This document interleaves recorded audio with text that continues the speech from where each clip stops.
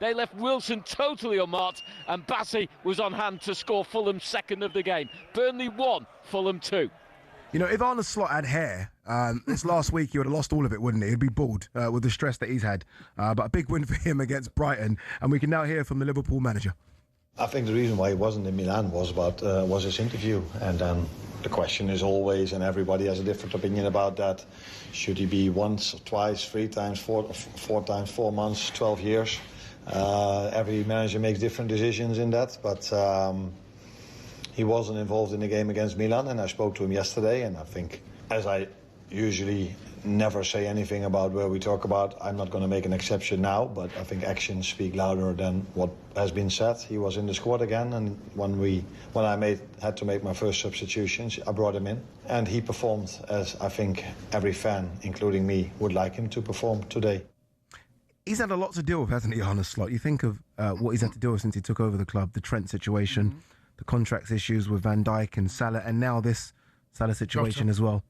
Jota. Yeah.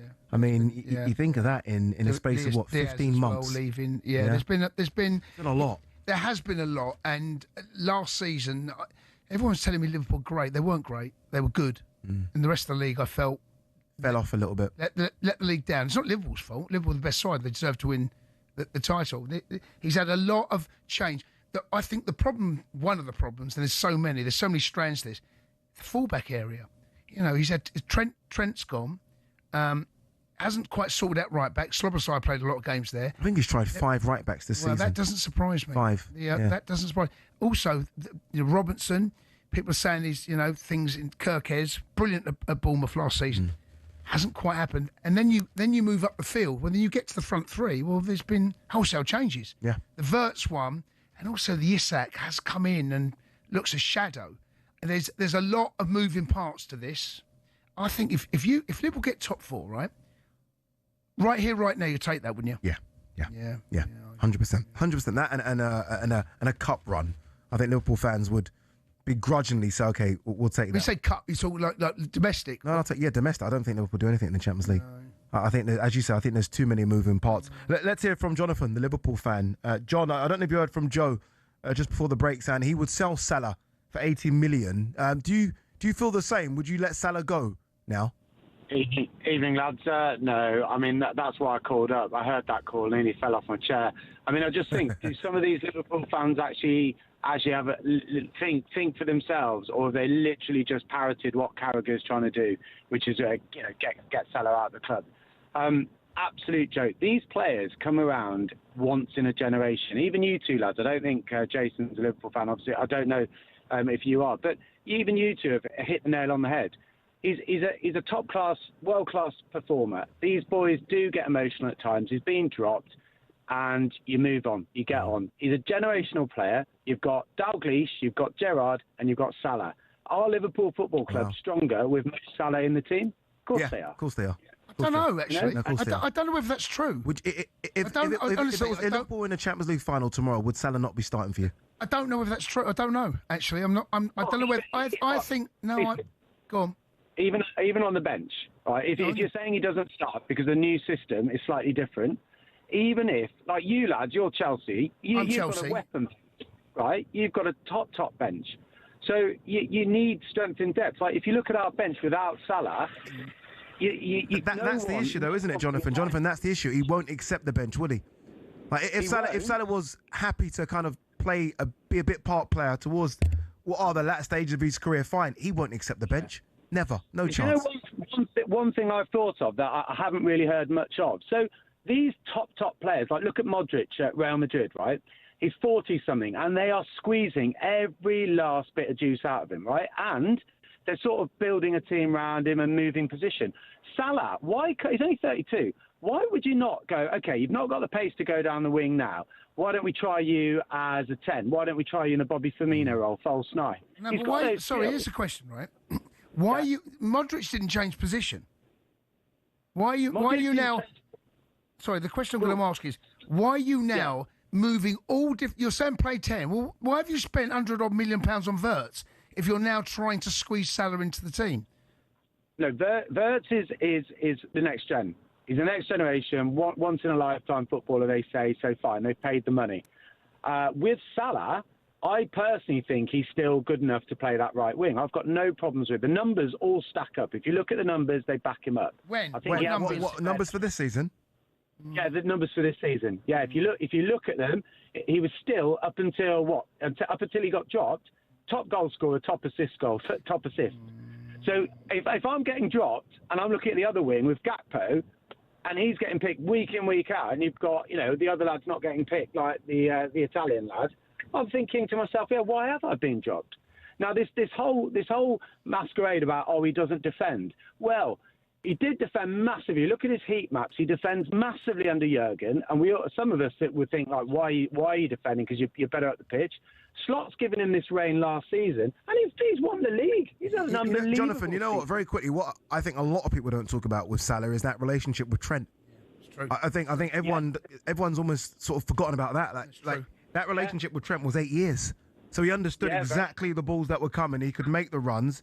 Now he doesn't really know what's going on. It's Conor Bradley 1 week. It's Szoboszlai. It's Curtis Jones. It's Frimpong. He hasn't got a clue, does he? What's going on? Yeah, I completely agree. But just to finish, I'd say, if a lad's given you 8 years, I look at some of these stats, and I think he's just gone on the all-time Premier League greatest goals and assists.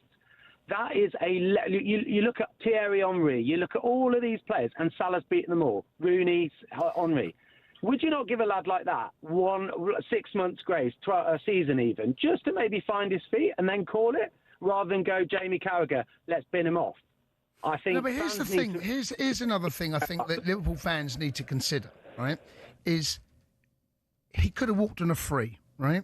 And there's always going to be a period in a player's career, and you don't know when it's coming. When you get to 30, 31, 32, is it 33? Is it 34? When do they reach the summit?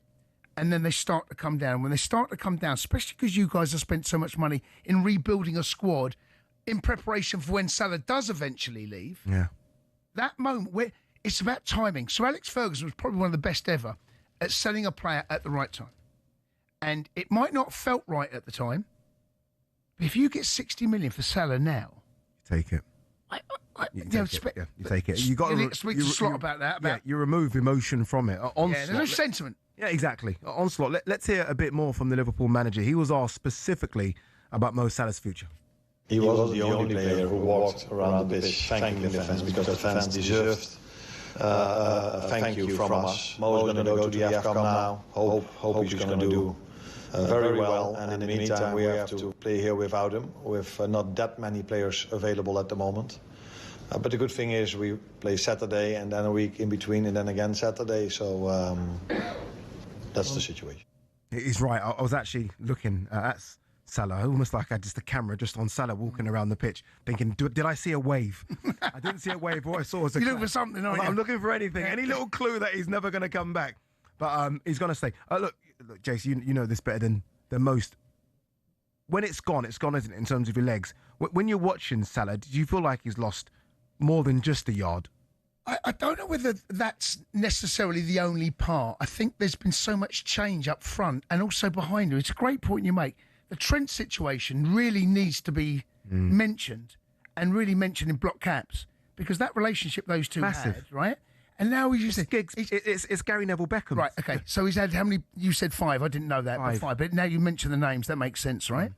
I tell you what's going to be really crucial here is the next games that Liverpool have got. If Liverpool come out of beat Spurs away, beat Wolves, you're going to beat Wolves, and then you beat Leeds, and all of a sudden you get yourself up the table, and then who knows what's going to the FA Cup and so on and so forth, right? But if you manage to find a way through the next X amount of games without him, I think that might be a big part of that. I think watch the next 3-4 weeks, and then we'll see what happens, and then see, if Liverpool keep winning, he can't come back and expect to be starting. He's got to fight his way back in. Well, if he's found a formula in that time slot, do you sell him now or do you sell him in the summer? He doesn't fight his way back in, does he? But Liverpool fans, again, we are talking Mo Salah. It's dominating the calls. It's dominating the headlines because, again, there are so many questions that need answering. But again, that Trent one's an interesting one, isn't it? That relationship that Mo Salah had with Trent down that right-hand side for Liverpool is now done. And he's now trying to find relationships all over the pitch with new forwards, new right-backs, 100%. New midfielders. 100%. That's very, very difficult. Yep. Would you get rid of him? It's a simple question. It's a simple yes or no? Come and have your say. 03717 223344.